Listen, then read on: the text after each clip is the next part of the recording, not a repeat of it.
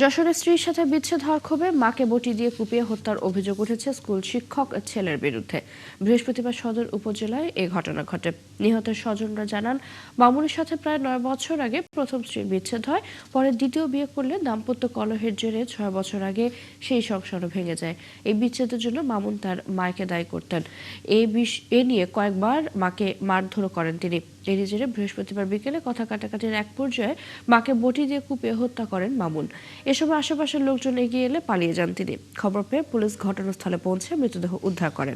আমরা তদন্ত করতে আসি, দেখি যে পারিবারিক কলহের জেরে এই হত্যাকাণ্ডটা সংঘটিত হয়েছে।